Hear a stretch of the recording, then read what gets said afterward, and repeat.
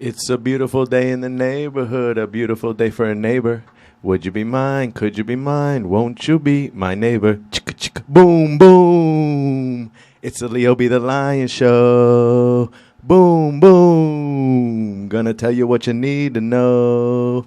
Boom boom. Now here comes your boy Leo. Hey everybody, it's your boy Leo Be the Lion coming to you live from Subculture Radio Studios at subcultureradio.com here at Respectable Street. Every Monday from 5 to 6 p.m., I will be here giving you the Leo Be the Lion show. If you want to follow me outside of the show, you can go to YouTube on my Leo Be the Lion channel or to IG and Twitter at Leo Be the Lion show. That's IG and Twitter at Leo Be the Lion show. I would love for you to give me a like, subscribe, or even comment on my videos so that we can talk trash and debate all these sports topics that I want to bring to you. I'm sure you don't agree with everything that I'm saying, so feel free to disagree and debate in the topics. I've got a jam-packed show for you today. We're going to be giving you the recap for the Miami Dolphins' great win against the Chicago Bears. And then we'll be getting into our NFL news and notes. In our NFL news and notes, we can then transition to my college football news and notes, which is going to have our Florida teams that I like to highlight. And then we'll be getting into my hashtag 5-pack of picks recap, soon to be world famous hashtag 5-pack of picks. Coming into the week, I was 27-20-2 on the week, so 7 games over 500. And I'm trying to get deeper into the money. So let's see what happened with my hashtag 5-pack of picks. Then after that, we'll be getting into the NBA weekly update. Every week during the NBA season, I'll be giving you the weekly update for the Orlando Magic and the Miami Heat. I do want to touch on the Kyrie Irving situation. It's a tough, tricky situation to touch upon, but I will get into that and give you my 2 cents on that situation. And then we were going to get into the MLB World Series. The Astros won the World Series 4-2, ladies and gentlemen, against the Philadelphia Phillies. And then, like I said, we do have a jam-packed show, so I'll be getting into my hashtag 5-pack of picks or my hashtag 5-pop for the upcoming week in college and the NFL, for week 10 in the NFL and week 11 in the NCAA. Then, if we have time, I'll be getting into my Monday Night Football preview. Tonight we have the Baltimore Ravens versus the New Orleans Saints. We have 2 teams that are on different ends of the spectrum, if you will. The Saints are trying to get back over 500, and the Baltimore Ravens are trying to go on a playoff run with Lamar Jackson. Then, after the Monday Night Football preview, I'll be giving you my words of encouragement. I've decided that at the end of every show, I'll give you a brief 30 to 60 second words of encouragement. Last week, we did enthusiasm. Do everything with enthusiasm. 2 weeks ago, we said be confident in your people, be confident in your colleagues, be confident in yourself, and be confident in who you work with, so that you can see them perform. Because a lot of times when you're confident in who you work with or who you play with or who you compete with, 2 + 2 = 5. You get more synergy out of that, if that makes sense. So now, that word of encouragement that at the end of the show, it's going to be about not rushing to judgment and letting things marinate. A lot of times, I know I'm guilty of this. I'm impatient. I just want things now. And who isn't nowadays in 2022? In almost 2023, who isn't nowadays? But sometimes you just got to let things marinate. Sometimes you can't be in a... Sometimes it's important to use all the time that you're given to make a decision. Just to at least make sure you have all the information out there and any little tidbits of new info that you might get. So let's get into it. First topic of the day. You know and I know how much of a Miami Dolphins fan I am. Well, after we lost our 3rd straight game and the Dolphins were 3-3, I was distraught, I was dejected, I was depressed. But Tua's back. The last 3 games he's been back, and the Dolphins have gone on a 3-game winning streak. to turn our record to be now 6-3 on the season with a 2-1 AFC East record. The Miami Dolphins went into Soldier Field in Chicago against the Chicago Bears on a mild, windy day in Chicago, and Tua balled out. But towards the end of the game, he got a little too cute on 2 plays. So Tua's stats were like this, as follows. He was 21 for 30, 302 yards in the air with a 10.1 passing average, yards per attempt, 3 touchdowns, no interceptions. He had a situation where we were trying to seal the game and go up by 10 in the fourth quarter. Late in the fourth quarter, he had Jalen Waddle wide open, and he decided to put a little touch on the ball instead of throwing the ball out in front of Jalen Waddle and letting him run under it. And that was a mistake. The defender was able to – there was too much air under the ball. The defender was able to get back underneath the ball and then, in turn, deflect the pass. And Jalen Waddle missed the catch. Tua is still getting used to his receivers. When both of your receivers are the fastest thing on the field, you have to know how to put the ball out in front and that you can't outthrow those guys. Last week, against the Lions, the Dolphins were able to throw that. Tua was able to put that ball at least 20 yards in front of Jalen Waddle, and Jalen Waddle was still able to run under it and make the touchdown catch. So that's what I'm saying that Tua needs to do going forward. He needs to just air that ball out, like Dan Marino says, pick a guy and let it fly. Don't put too much air under it. Just step into your throws and make the pass, make the play. If there's one knock on Tua, it's not, in my opinion, my knock for Tua is not that he doesn't have a strong arm. It's just that his lower body mechanics need to be improved. Wherever you point your front foot when you're passing the ball is where it's going to go. And a lot of times Tua's front foot is all wide open. It's not lined up with his back foot. So it's hard to throw the ball. And if you're watching on YouTube right now, you can see if your front foot is right here and your back foot is right here, it's going to be a great, accurate pass. But if your front foot is over to the right and your left foot is over to the left, you can't put your hips can't get into the power. Your hips can't get into the throw, and your lower body can't get into the throw. And anybody that's played a sport where you have to throw a ball knows it's a whole body motion. Anytime you just throw from your upper body, you're not as accurate and you're not as powerful. So Tua, please clean up the mechanics. I know you're listening.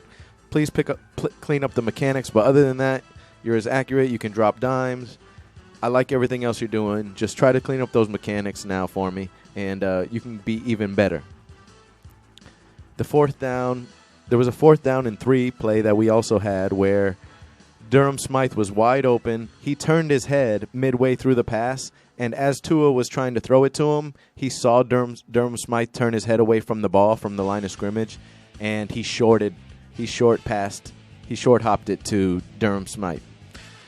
I don't have much a problem with that. He was just trying to protect the ball, and he was trying to possibly make a play, and it wasn't into coverage. So I don't really have a problem with that. He short hopped it.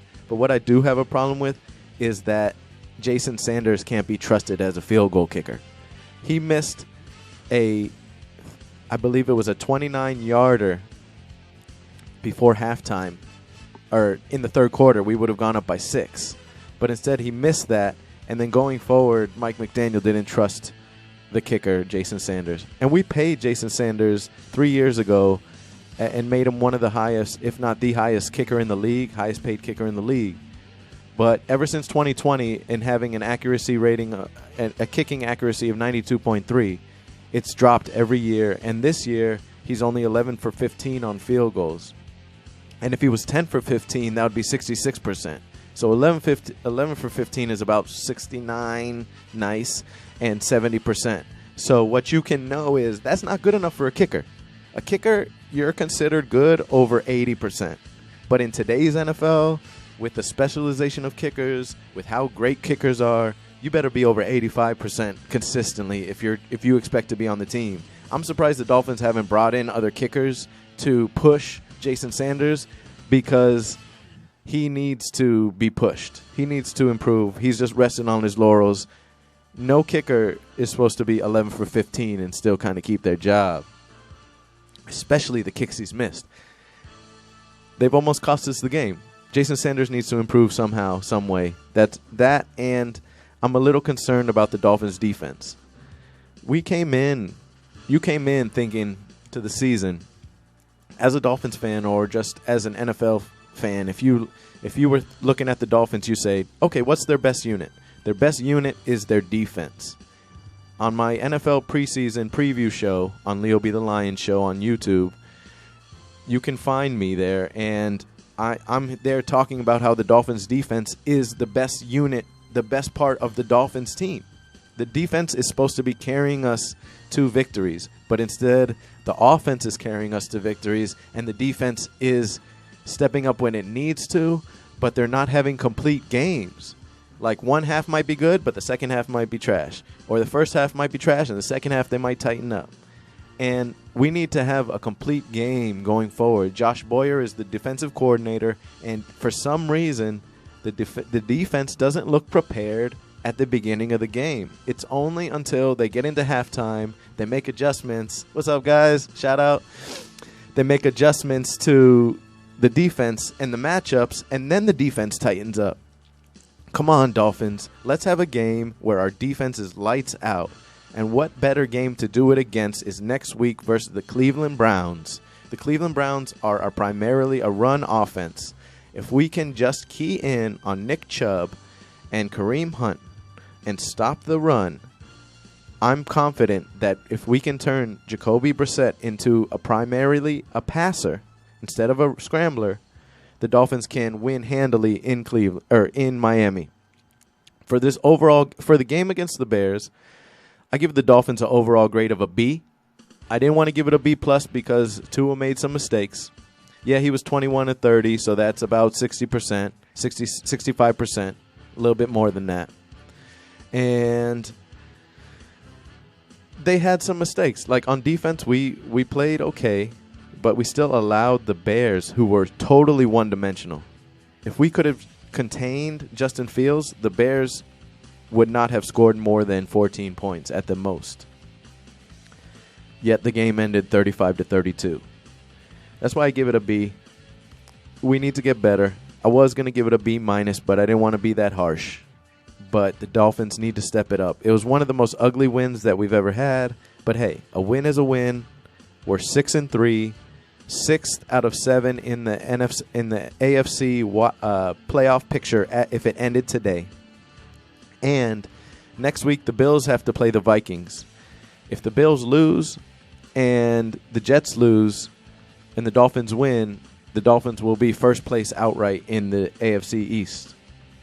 The AFC East is the best division in football, in my opinion, especially with all 4 teams being over 500.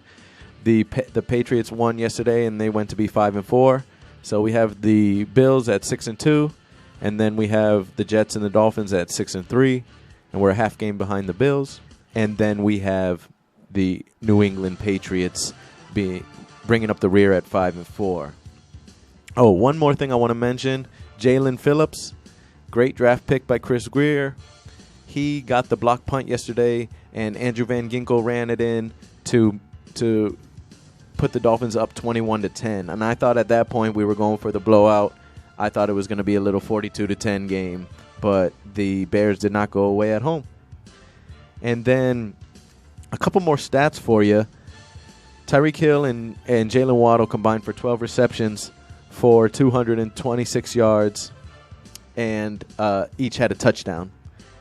I'm so proud that the Dolphins spent money on Hill and Waddle, and they drafted Waddle. They spent the money on Hill because they're the best wide receiving duo in the league. You give me Hill and Waddle over Thielen and Jefferson, over Jamar Chase and T. Higgins, over Stephon Diggs, Gabe Davis. I could go on and on. Give me Jalen Waddle and Tyreek Hill over any other of the 2 wide receiving duos in the league, especially when Tua's throwing to you because you know he's going to be accurate with that. Then, one more thing I need to talk about the Dolphins. Mike McDaniel, you need to get better at clock management. Before halftime, there was about 1 minute and 20 seconds left, let's just say. The Dolphins got a long first down, and the clock was running. The Dolphins let 25 seconds run off the clock before they got penalized for having 12 men in the huddle. And the Dolphins had to use one of their timeouts. They had 2 timeouts before this situation. If I'm playing Madden, I'm an avid Madden player. I play sometimes. I just haven't got the new games because EA Sports is basically trying to say, here, just take this steaming pile of crap and just slap a new Madden year on it, and that's what we'll put out there. So I haven't bought Madden in the last few years. But in Madden, if you get a long pass and you're doing a 2-minute drill and you have 2 timeouts left and you get a first down in the opponent territory, you call a timeout. Then you can get all your players together on the sidelines, figure out what the next 3 plays are going to be, and get it into the end zone, punch it in. But instead, you allowed no timeout to happen. The team went down, got into the huddle, had 12 men in the huddle, and then had to use a timeout anyway to avoid a 10-second runoff. And by that point, there was only 25 seconds left before halftime. We ended up getting out of field goal range, and we went for it on 4th down, and we got a turnover on downs. And the Bears only had 12 seconds left, so they knelt on it to go to halftime. I'm just saying, Mike McDaniel, he's a great coach. He's a great schemer. Like, the man can scheme out the wazoo. But what he needs to get better at and what he needs in his ear is somebody telling him end of half, end of game clock management. Please. Because in the third quarter, early in the fourth quarter yesterday, the Dolphins used 2 timeouts with like 13 minutes left in the fourth quarter on 3 plays. So they called a timeout, ran a play, ran another play. Then on the third play, they called a timeout before that, and then they ran the third play. And I was so frustrated because you need those timeouts. What if we were behind and we would have needed to go on to a game-winning drive? We're going to need those timeouts. So come on, Mike McDaniel.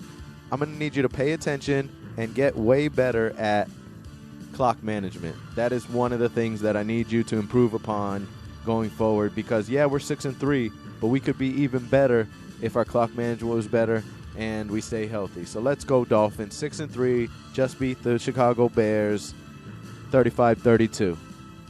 Now let's transition to more NFL games. That's right, even more NFL games, ladies and gentlemen, coming right at you on the Leo Be the Lion show. If you like what you see here, you can follow me on YouTube and subscribe to my channel at Leo Be the Lion. I put out videos every week, and I put out extra videos here and there as I see fit on social issues, sports issues. Sometimes I get my son in there. He likes to be in front of the camera. And so please, if you can, subscribe to my YouTube channel. But also follow me on IG and Twitter at Leo Be the Lion Show, so that when you're not listening to me at subcultureradio.com from 5 to 6 live, you can go back and look at this beautiful face and hear this beautiful voice on your YouTube or on your socials, because I will be posting it on there. Now, for NFL news and notes, you know, if you've listened to the show or watched the show, that I like to talk about AFC East opponents and Florida teams. So, first off, let's take a look at the Bills versus the Jets game that just happened yesterday. The Buffalo Bills came into the game as 11.5-point favorites, and they lost to the Jets by 3 points, 20-17. Josh Allen, I'm sorry, dude, but you're overrated. You went 18 for 34 with 205 yards, no touchdowns and 2 interceptions. You were sacked 5 times. That might be the product of the Jets' defense being that good, but I'll get to that. You need to play better. If you're in the MVP conversation, you need to play better against the Jets. No ifs, ands, or buts about it, especially when it was a pseudo home game. You're in the Meadowlands. You're at MetLife, so it's still, you just had to travel 6 hours to go to MetLife Stadium at Buffalo versus New York, even though MetLife is in New Jersey. Then you let the Jets defense do that to you, only put up 17. Well, the Dolphins only let you put up 17. So the Jets and the Dolphins defense are pretty good, and we're made to stop the Bills, as I can say. I can't believe I'm kind of agreeing, saying that the Jets are like the Dolphins in that way, but the Jets defense is legit. And Sauce Gardner, he's surprising people. He hit the rookie out of Cincinnati, the first corner picked. He was considered to be a great player, but considered to need some time to come along. We didn't know if he was gonna be the number 1 shutdown corner right away, but he's shown. He's gotten interceptions against all AFC East quarterbacks, and he's been able to keep the team in it, along with Quinnen Williams, along with the other Jets high draft picks.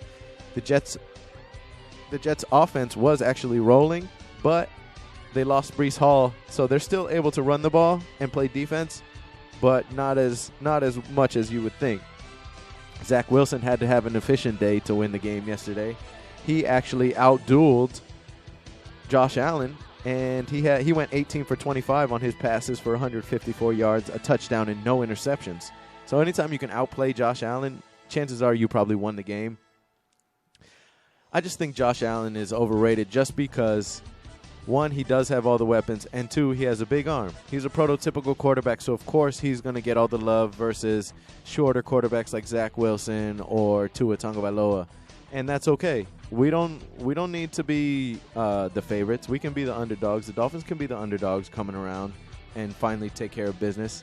It was so funny the other day. Somebody asked me, "Oh man, the Bills are so good. Who did they lose to?" And I just laughed and I smiled and I said they lost to the Miami Dolphins, and now they've lost to the Miami Dolphins and the New York Jets. So what's up with the Buffalo Bills? The next game that I want to talk about is one of the surprises of the day, if not the surprise of the day. Besides the Jets beating the Bills, it was the Lions, the Detroit Lions. The Lions from Detroit beat the Green Bay Packers 15-9. And this was one of those other situations where the Packers were the favorite. It wasn't a huge favorite like the Bills versus the Jets, but the Packers were a favorite to beat the Lions, and the Lions, I believe, were home dogs. Now, Rodgers is out there looking lost. He has no chemistry with any of his 5 receivers, and to only score 9 points against the Lions is horrible, and I'll tell you why. It's because the Lions, throughout this season, and we're already halfway through the season, have the worst scoring defense in the league. That's out of 32 teams. They have the worst scoring defense in the league. So if you can't put up more than 25, 24 points against the Lions, you're doing something incredibly wrong. Aaron Rodgers, to only put up 3 field goals against the Lions, that's like horrible. That's like you should think about hanging them up if you're only putting 9 points up against the Lions, especially when the Lions have let bottom-feeding teams score 30 points on them. And you can see that the Packers just have no chemistry whatsoever. One thing that I do want to mention that may help the Packers going forward is that what Keyshawn Johnson said today on Key, J. Will, and Max, he said that for Aaron Rodgers, here's his advice coming from a former All-Pro receiver. Keyshawn Johnson said that Aaron Rodgers needs to pick one of his receivers who he thinks he can have the best rapport with, and just build the rapport, and just only the offense needs to go through that one receiver. So whether it's Allen Lazard, Sammy Watkins, Romeo Doubs if he's healthy, he just needs to pick a receiver in practice and in the games and just force feed that receiver the ball, because that's how they're going to force the rapport. That's how you're going to be able to build the rapport, by just giving him the practice reps and the in-game reps. Just force feed and funnel the ball to that one receiver. And once you build that rapport with the one receiver where you just got to give them a look and you already know what route they're going to run and you're on the same page with them, Aaron Rodgers, then you can work with your other receivers for backup plans for your Y route instead of going to the X guy all the time, or your Z route, or your slot, or your tight end. You can get all those guys, but first you got to build the rapport with the one wide receiver, and have your Jordy Nelson, have your Randall Cobb, have your Donald Driver even. That's what I'm telling you. And when I heard that from Keyshawn Johnson, I said, I'm going to say that on the show, because that's smart, Keyshawn. Keyshawn, yeah, you bash Tua.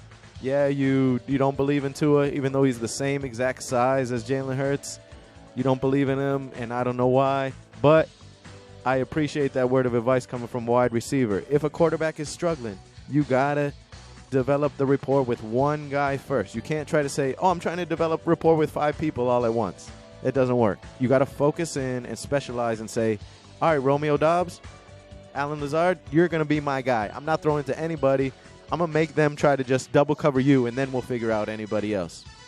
That's what the Packers need to go to do to turn it around. But also, you could have the best offense in the world. If your defense can't stop anything, is just a a broken levee or just a sieve, then you're going to be in trouble. And I don't know if the Packers can turn it around.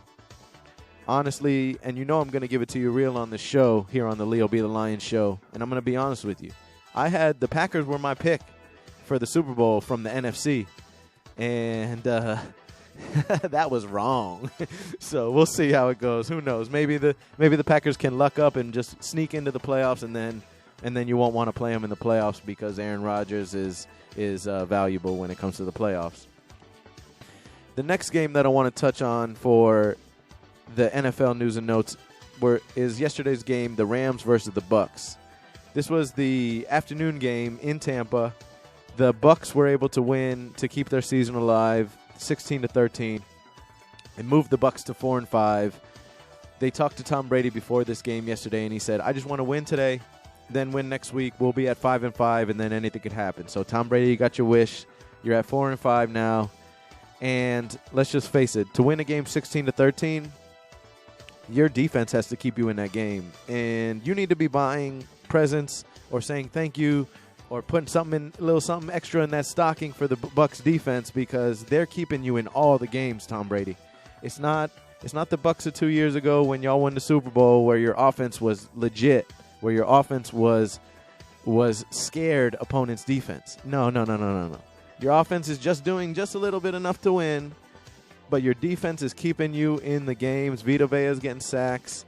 You're on the back end with your defense, with your secondary is doing great. So I'll give you respect there. Your defense is great.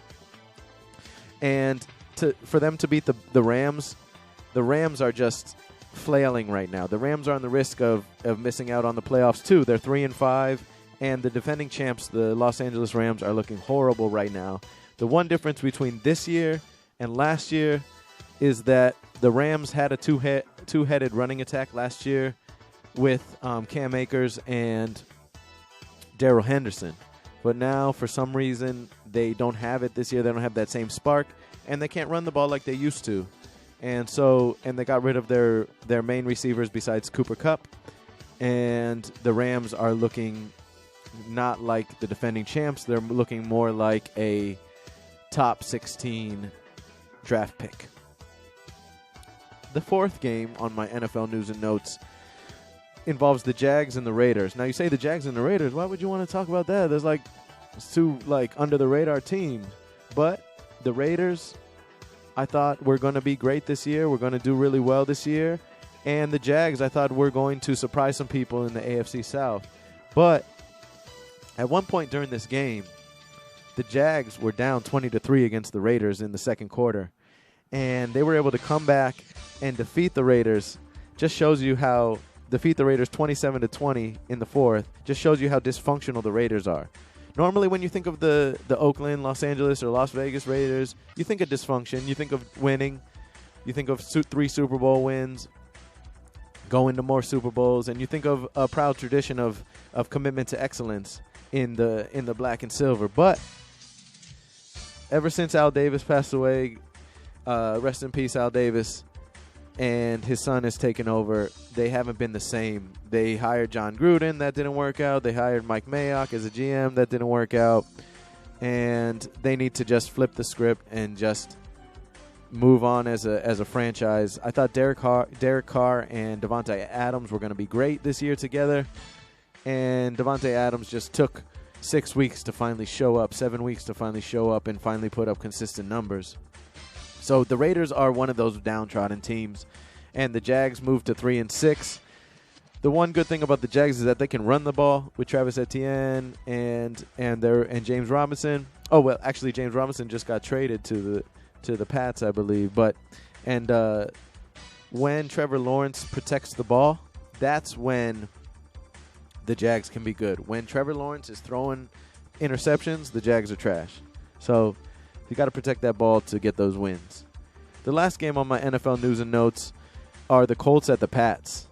Now, the Patriots always came in as 6-point favorites against the Colts, and I was like, oh, that's close because the Colts defense is supposed to be pretty good. However, the Patriots did it again. They almost shut out the Colts. That would have been the Patriots defense second shutout of the year. They won 26-3 against the Colts. The Pats are now 5-4, as I alluded to earlier. All 4 teams in the AFC East are above 500. Shout out to the toughest division in football. I know there's some fans out there that like the NFC East as the toughest division in football, but the Commanders are bottom feeders, and the Commanders aren't even competing, so you can't count that. Now, one weird thing that the Colts did today is that they fired Frank Reich, and you might recognize Frank Reich from the old Buffalo Bill team in '92 when they had the greatest comeback in playoff history against the Oilers. However, he's been the coach, and he was sort of a quarterback guru with Andrew Luck. But Andrew Luck surprisingly retired in preseason a few years ago, and Reich's been hanging on with Phillip Rivers and Matt Ryan and now Sam Ehlinger as his quarterback. He got fired. But out of all the candidates, there wasn't a coach on the team that the Colts wanted. There wasn't a person that they could interview to be their interim coach. Instead, Jim Irsay and the Colts hire Jeff Saturday, the former Colts center, to be the new Colts head coach. To me, that is preposterous. To me, that's a Rooney Rule violation. First of all, to be able to just say, oh, we're just going to pick this random guy. Yeah, he's part of the Ring of Honor. Yeah, he was the center for Peyton Manning's dynasty teams. But just to pick this random white guy to be the new head coach when you have all the coaches on your team, already on your team, he's going to have to come in and win the coaches over and win the players over, because chances are the players don't know who Jeff Saturday is. Because a lot of the young guys growing up, young players growing up, they don't really know the history of football like that. And Jeff Saturday was a center. You don't really hear too much about centers being kind of great. Like, you hear about Dwight Stevenson because that was Dan Marino's center. Jeff Saturday, okay. But what I'm saying is the Colts, that was the surprise of the day in the news cycle, is that the Colts hired Jeff Saturday. And guess where he was coaching? He was coaching at Hebron Christian Academy in Georgia somewhere at a high school. And they brought him all the way from high school. Now he's going to coach an NFL team. There was some Jim Irsay. All I'm saying is Jeff Saturday must have something on Jim Irsay, because how is the owner, you hire some guy that hasn't coached an NFL team ever, and now he's going to be the coach of your franchise? Doesn't make sense to me. Do better, Colts. But, hey, I'm glad I'm a Dolphins fan and not a Colts fan, because the Colts are going nowhere this season. And I'm kind of disappointed just because I picked the Colts to win the AFC South. So they're making me look wrong, and I don't like that. But I'll keep with my claim that the AFC East is the best division in football. If you disagree with me, or you want to comment and tell me how full of shit I am, go on my YouTube channel, Leo Be the Lion, and just say, Leo, you're incorrect. Leo, you are wrong. Leo, you could not be more wrong. Tell me whatever you want to say, and I will respond to it and tell you how I'm correct, and we can debate and have fun. Now, after talking about the pro game for a little bit, let's get to the college football news and notes. I'd be remiss if I didn't mention my college football team, my alum, my school, that is UCF. UCF beat Memphis on the road, a tough matchup on the road, 35-28, when they were 4-point favorites. And R.J. Harvey, Isaiah Bowser combined for 218 yards and 2 TDs. Harvey had the one on the ground, and Isaiah Bowser had a passing touchdown to our tight end, a little jump pass like how Tim Tebow did back in the day. Mikey Keene, our backup quarterback, he is great. I'm always going to say Mikey, he likes it, like those old Kicks commercials. Listen, Mikey Keene needs to be the starting quarterback going forward for UCF. I know that John Rice Plumlee came in as a transfer from Ole Miss, but let's just face it. The difference between John Rice Plumlee and Mikey Keene is this. Mikey Keene will put the ball in the hands of our playmakers so that they can do the damage. John Rice Plumlee considers himself a playmaker, so sometimes he will keep the ball in his hands too long and not get the ball in the stars, in the superstars, skill players on the outside, and cost us games because he'll turn the ball over by forcing an interception too late or fumbling the ball when he tries to do too much. So in my opinion, Mikey Keene is hungry. He was already looking to transfer. So Gus Malzahn needs to take Mikey Keene and say, you're going to be our starter for the rest of the year, even though John Rice Plumlee is going to come back in a couple weeks. You need to be our starter for the rest of the year, and you need to take UCF and win the American Athletic Conference. Let's do it. And I know Mikey Keene is up for the challenge because he's hungry. He doesn't want to transfer. He came to UCF with the sole purpose of being the starting quarterback of the UCF Knights. And I'm confident, more confident in Mikey Keene to protect the ball and to not hold on to it too long. Get the ball in the hands of our playmakers like Ryan O'Keefe, R.J. Harvey, Isaiah Bowser, all those guys, and get the ball and get those dubs. We're going to rack up the dubs, win the American Conference. Watch that. Mikey Keene was just, all he did was just go 22 for 28, basically 75% of his passes, and 219 yards, 3 TDs. So, yeah, he can play, and he can compete. So, Gus Malzahn, you're going to have a quarterback controversy on your hands if you come back and John Rice Plumlee is the starter. Yeah, he's fast. Yeah, he can take it 80 yards on any play, but he turns the ball over. And in all things being equal, I want a quarterback who turns the ball over fewer times than more times. So that's just my 2 cents. Like I said, if you disagree, comment on who you think should be the starting quarterback for the UCF Knights going forward. If UCF next week beats Tulane in New Orleans, we will be first in the American Conference, and we will be on the fast track to win the American Conference going forward in our last year in the American Conference and going to the Big 12 next year. Can you imagine the recruiting that we're going to have next year in the Big 12? Right now, UCF gets only about $10 to $15 million from the American Conference every year for recruiting, for shared revenue. But next year when they go to the Big 12, that number is going to ratchet up to about $60 million. And our recruiting budget is going to balloon, and our recruiting budget is going to be great. We already signed the #1 D tackle in the ESPN 300 from Oviedo. We keep our hometown teams home, and we take care of business. Let's go, Knights. Now, from one high note in Central Florida, now we're going to go to a low note in South Florida where, well, if you're an FSU fan, you're enjoying life right now. But if you're a Miami fan, listen, don't do it. Don't do it. Get off that ledge, Miami fans. Yo, the U has quit. They lost against FSU 45-3, and it was 28-3 at halftime. The U has quit on Cristobal. Everybody's just playing for themselves. They're not playing as a team, and they look horrible. Cristobal admitted after the game that they have to play better and that it's on him for not getting the team ready to play and not getting his players ready to go. Injuries be damned. You have all these injuries. You say that, all these injuries at wide receiver, we don't have anybody who can get separation. Well, y'all need to revitalize the receiver position and really get guys that can get separation. The reason why Miami, in my opinion, will never be back, Miami will never be competing for national champions anymore, is because they don't have from Vero Beach South locked up.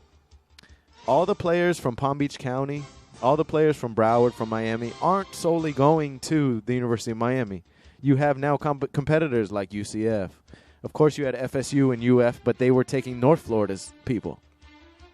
If you can, the University of Miami has to try to get back to keeping those recruits at home. And I would suggest trying to go to Palm Beach to poach some players from FAU, to poach some players from UCF.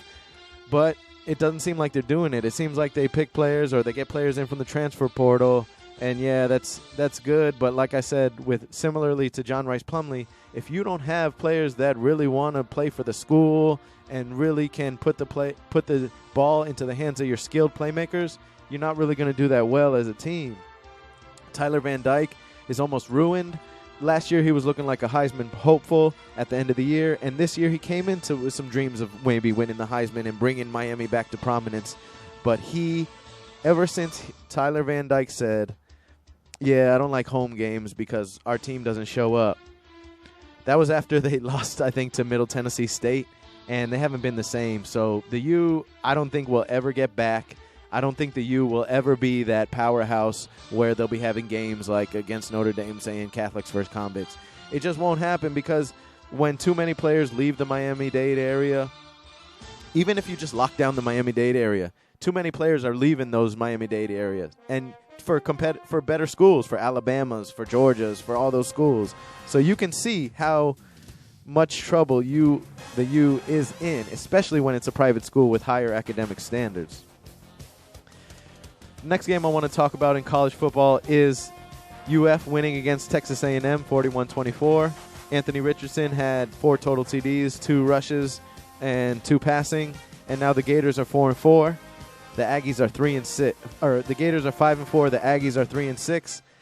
I just learned the other day that Aggies comes from being agricultural and mechanical university. They used to call those at first, before they came up with the mascot, they used to call those students Aggies, and that's how they came up with the mascot for Texas A&M. So a little trivia there for you. You know I'm good at trivia, ladies and gentlemen. I had to let you know that. Next game that I'm bringing up is Tennessee versus Georgia. It was number 1 Tennessee at the time in the CFP playoff rankings versus number 3 Georgia. And this is why you don't move teams from number 1 if they're still number 1 and they haven't lost. Georgia was mad as all get out for losing that number 1 spot, and they trounced Tennessee and the number 1 offense in the nation 27-13. Hendon Hooker couldn't do anything, so Hendon Hooker, please say bye-bye to your Heisman Trophy. You will no longer be getting that because that was your toughest test, and if you would have played better against Georgia and won the game, that would have been your Heisman moment. So this game made or broke your Heisman hopes. Stetson Bennett, for the quarterback for Georgia, he's a senior. It's his team. During the game, they had defensive players. Their best defensive player had a Stetson Bennett jersey on. That's how much of the buy-in that the whole team has for Stetson Bennett being a senior and how confident they are in Stetson Bennett. The last college game that I want to bring up is down goes Bama. Bama lost to LSU in Death Valley 32-31 in overtime. It was a thrilling overtime victory. Let me just set it up for you, ladies and gentlemen. It was tied 24-24 going into overtime, and Bama got the ball first. LSU said, we'll play defense first. Bama got the ball. It took Alabama 7 plays to score, and they kicked the extra point, so it was 31-24. LSU gets the ball. The first play from scrimmage at the 25-yard line, Jalen Daniels runs for 25 yards for a touchdown. Then everybody's wondering in the stands, at home. I was at home watching the game. We're all wondering, is Brian Kelly going to go for 2 here to win the game against Nick Saban? Or are they going to kick the extra point and go to a second overtime? Well, Brian Kelly, he needs a wheelbarrow for those cojones because he went for the 2-point conversion, and he got it. It was a make-or-break game. He didn't want to keep going back and forth with Alabama because if you let Alabama stick around, they're always going to come out on top. So he said, no, I'm going for 2. It's a great rivalry, Alabama versus LSU, and Brian Kelly made the right decision with a little quick out to Mason Taylor, which is the son of Jason Taylor, which is pretty cool. And he looks like he's destined for greatness as a tight end now. Mason Taylor is. He caught the game-winning 2-point conversion, and LSU had a walk-off win against Alabama. This drops Alabama out of the playoff race now that they're 7-2. And I can't help but have a little smile on my face because this means that now we won't see Bama in the playoffs unless something crazy happens. Everybody starts losing. So let's just keep it at that. Next, I want to bring you my soon-to-be world-famous hashtag 5-pack of picks. I was 27-20-2 coming into this past week, and let's just run down my picks for last week and tell you where I was right and tell you where I was wrong. So my first pick was UCF -5 versus Memphis. That's a win. 1-0 on my 5-pack of picks. They won the game 35-28, so they covered this 5 points. The next game on my 5-pack of picks was Clemson laying 3.5 at Notre Dame. And I remember on last week's show, I was nervous because I always pick Notre Dame in these spots. I had 2 cousins that went to Notre Dame. One, my cousin Brett, he was on the boxing team, and he walked on at linebacker at Notre Dame. Then my cousin Scott, he studied business at Notre Dame. So I always usually pick Notre Dame. But I said, this week I'm going to pick Clemson. I'm going to say Clemson covers, and Notre Dame just ran them out of the building, 35-14. So 1-1 in my hashtag 5-pack of picks. The next game I picked was the Dolphins laying the 4 against the Bears. The Dolphins won by 3 because the Bears went for 2 at one point. So I would have pushed there. I lost that 1-2 on my 5-pack of picks. Then I had Arizona -2 versus Seattle on the strength of DeAndre Hopkins being back. However, Seattle was at full strength, and they won the game 31-21, 1-3 on my hashtag 5-pack of picks. And then on my fifth and final hashtag 5-pack of picks for last week, I picked Tennessee +12.5 versus Kansas City. And because I said you're not going to try hashtag King Henry like that. Like, you're not going to try my dog King Henry like that and give him 11 points and they don't cover. And Tennessee did cover. They lost the game 17-20. So I won that game. So I was 2-3 last week for my hashtag 5-pack of picks, which brings my overall record to 29, 23-2. Let me give you now my 5-pack of picks for this week coming up. You know, I always, for week 10 in the NFL and week 11 in college, I always pick 2 college games and then 3 pro games. So let's just get started with a familiar face in my 5-pack of picks, and that's UCF taking 2 points versus Tulane. Tulane is a top 20 team. They're first in the American Conference, and they're undefeated so far. The question I have for UCF is, do you want to win or do you want to be flashy? If you want to win, keep Mikey Keene as starting quarterback. If you want to be flashy, put John Rice Plumlee in at quarterback and see maybe it might be a toss-up. You might win or you might not. But if you want to win, you keep Mikey Keene as a starting quarterback. Tulane's running back I'm worried about, Tyjae Spears. He has 745 yards so far, which is 5.6 yards per carry and his 10 TDs, so we really need to stop their running attack. And so that's why I have UCF +2 versus Tulane. My second pick is a team that's been doing well for me all season. After the last 3 weeks of being a favorite by 7 points or more and covering each of those 3 weeks against the spread, I'm taking TCU +7. And now they're underdogs. And I apologize, ladies and gentlemen. I didn't write down who they're playing against. But I'm taking TCU regardless.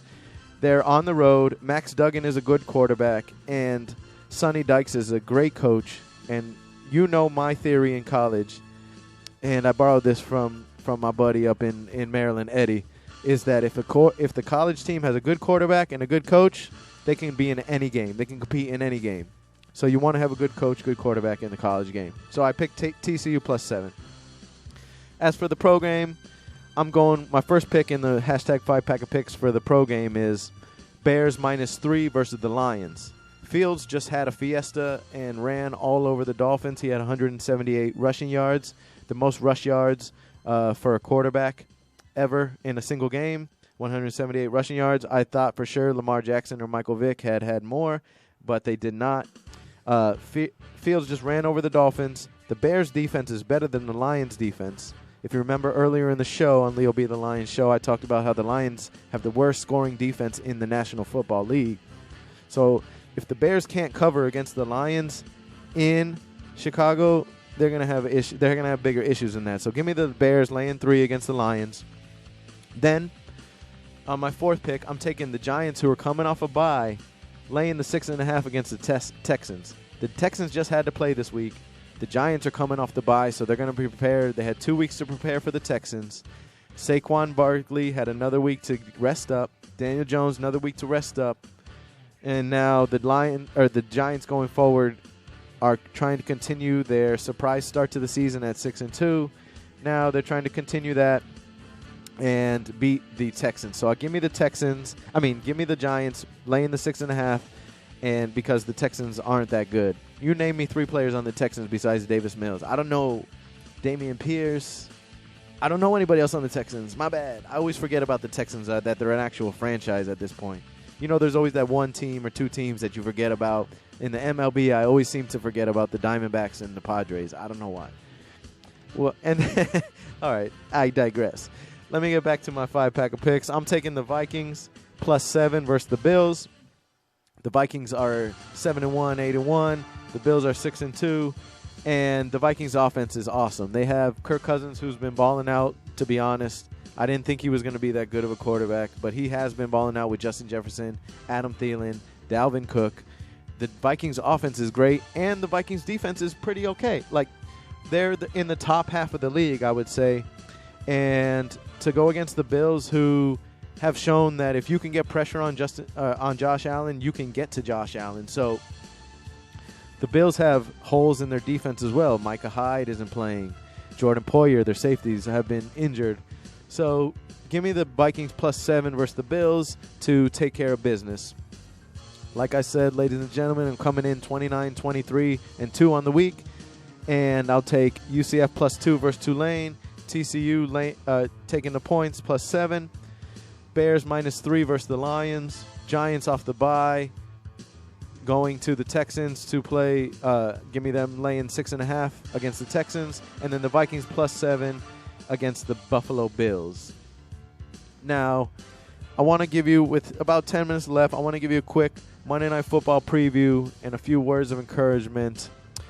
The Monday Night Football preview, we have the Baltimore Ravens traveling on the road, going down to the New Orleans Saints. You have to play in the Mercedes-Benz Superdome. It's a tough place to play for opposing teams. I'm confident in Lamar Jackson and the Ravens offense to get the job done. I'm pretty sure at this point in the season, the Ravens defense has gotten healthier. They weren't as healthy in the first couple weeks of the season. They had actually 4 members of their secondary out. So now I'm pretty sure the Ravens are a little bit healthier on defense, and the offense is always cooking. The Ravens are a 1.5 point favorite against the Saints. If it would have been 3 points, I would have said, give me the Saints. The reason why I say that is because the Saints are at home. Don't let Andy Dalton start to go after and start to get the ball to Kamara in space. If the Ravens let Alvin Kamara and Mark Ingram go off, the Ravens will lose this game. You want to force a couple takeaways on Andy Dalton because you know he's good for a pick or two. And I need Lamar Jackson to start fast. I need them to not put the hands in, not make John Harbaugh make the decisions later in the game. I need the Ravens to get out to like a 17-3 lead and kind of coast from there. And yeah, no lead is safe for the Ravens. They've been in their 3 losses, they've been up by 10 each time.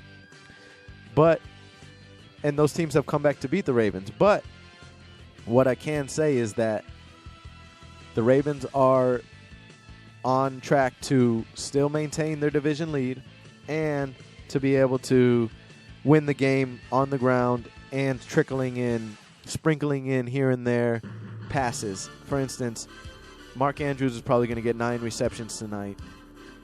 Their running backs are probably going to get a lot of receptions tonight. And then you have Kenyon Drake and J.K. Dobbins and then a rookie. So they have a 3-headed monster at running back. So and then you can't discount Lamar Jackson's accuracy as a passer and his scrambling ability as a passer. They need to pay him. #pay Lamar Jackson. Because if the Ravens don't pay Lamar Jackson, they let him walk, that'll be the worst decision that the Ravens franchise could ever do. It'd be like literally letting a franchise quarterback walk away in his prime. That's literally what it would be. And that would be a dumb decision. So my prediction for the game, we'll see. I'm gonna go ahead and take the Ravens win 24-20 in Mercedes-Benz Superdome. I kind of want to take the Saints in this game, but I really think that the Ravens are going to go on the road and take care of business on the road. Sometimes the crowd or whatever, being at home in the elements, sometimes that can affect the team. Everyone knows that fast players get faster on artificial turf, and the dome is an artificial surface situation. So I know that Lamar Jackson, the receivers, it's going to be a track race. It's going to be a track meet, and we'll see who the fastest team is going to win because Kamara's pretty fast as well. So we'll see about that. So give me the Ravens 24-20 on the road against the Saints. It's important to think about that game because the Saints right now, they're 3-5. The Ravens are 5-3. The Saints are really trying to get closer to 500 to stay in the division hunt. Right now, Tampa Bay and the Falcons are tied for the division lead at 4-5. Talk about a horrible division. It's so weird how the NFL has parallels like that, where the 2 best divisions are the AFC East and the NFC East, and the 2 worst divisions are the AFC South and the NFC South. Yeah, now the Western divisions might give them a run for money. AFC West isn't that good right now besides the Chiefs. The NFC West isn't that good right now besides the Seahawks and the Niners. But you give me the AFC South and the NFC South, those to me are the two worst divisions in football. Oh, I forgot about the NFC North. But there's a lot of bad teams in the NFC right now. So if the Saints can win tonight, they'll move to 4-5. It'll be a three-way tie at 4-5 in the NFC South. And if the Ravens can win, that will move them, I believe, a game ahead against Cincinnati, because I believe Cincinnati is 5-4. I want to say no. I think that they're 6-3. So I think it'll move them into a continued tie with the Cincinnati Bengals, and then you'll have the Browns and the Steelers bringing up the rear. Now, that brings me to my last segment of the day. And this segment I want to touch on going forward is my words of encouragement segment. 2 weeks ago, I brought you the words of encouragement that you need to have confidence in your peers. There's been so many times when I'm playing sports outside, when I'm playing organized sports, or if I'm teaching somebody, or if I'm a student and I believe in a fellow student, and you have confidence in your teammates and your colleagues, how better they perform. I've played a game of 2-on-2 basketball. I'm 20-something years old, playing against two 20-something-year-old dudes, and I'm playing with like a 14-year-old guy, and we end up winning the game because I'm confident in him. I get him the ball. I boost his head up. I tell him to shoot because I believe in him, and I tell him keep shooting. And guess what? We win the game when there was no discernible reason why we should have won besides having confidence in your teammate. So 2 weeks ago, I talked about confidence. Last week, I talked about having enthusiasm in whatever you do. It's important to have that enthusiasm because that enthusiasm shows through the camera, one. The enthusiasm shows through the stage, two. The enthusiasm will show in whatever you end up doing. So if you go to work with enthusiasm, if you go to your show to perform with enthusiasm, whatever audience you're talking to or performing to will notice. It's important to be enthusiastic of what you're doing, because if you're not enthusiastic of what you're doing, who else is going to believe in you if you don't believe in yourself? So you need to be enthusiastic of what you do. And now that brings me to today's words of encouragement. Today's words of encouragement is do not rush to judge. Do not rush to make decisions. Let it marinate. Or let it marinate. That's I just like to make jokes. You got to let things marinate sometimes. You might have 15 minutes to make a decision. And yeah, you might end up settling on that same thing that you initially thought in the first minute. But what I'm telling you is take that 15 minutes if you have that available to consider and weigh out all your options. You never know in life the opportunity that could pass if you make a rash decision. You never know in life the opportunity that could come about if you just wait 5 more minutes before sending that text back. Or you wait 5 more minutes before responding to that person that got your blood boiling. Because it might have been a mistake by them. They could have accidentally messaged the wrong person, and now you're pissed at them, and you responded back, well, I hate you too, bro. Like, you could have ruined somebody's friendship if you just didn't wait 5 minutes for them to be like, oh, sorry, wrong text message. I didn't mean to send that to you. So what I'm saying is, in life, you need to make decisions, but they have to be measured decisions. Measure twice, cut once, let things marinate. So this has been the Leo Be the Lion Show, as always, coming to you live from 5 to 6 from Respectable Street here on Clematis in beautiful downtown West Palm Beach. We got a hurricane coming, but that doesn't stop the show. You know, that should be. It's weird to have a hurricane in November. We got one possibly trying to hit us, but that doesn't stop this Monday show. And if you want to follow me on YouTube, it's Leo Be the Lion. It's just that easy. Leo Be the Lion. And somebody said, Leo, why do you call yourself the Lion? Like, you're not a Leo, like in terms of zodiac signs. And I said, no, because my name is Leonardo, which means brave lion, and it's just an easy way to call me Leo Be the Lion. And I think it's pretty catchy, and I love it. So that's what I'm called. You can subscribe to me on Leo Be the Lion on YouTube. Or you can follow me on Twitter and IG at Leo Be the Lion Show. I'm always up for a debate. I always respond, and I follow back. So holla at your boy, because we can have a conversation on the airwaves, over social, and we can actually bring it. And if you actually bring it good enough, you can be on my show one day. So I'd love to hear your debates, your comments, and please subscribe to my YouTube channel. I'm an up-and-coming YouTuber, and I love putting out videos. I put out videos at least once a week and sometimes up to 3 to 4 times a week on sports, business, auto repair, social issues, and things that are just going on in the world. Hashtag Mr. Eclectic is another name for me. So this has been the Leo Be the Lion show from subcultureradio.com, Subculture Radio Studios here at Respectable Street. Have a great week, everybody.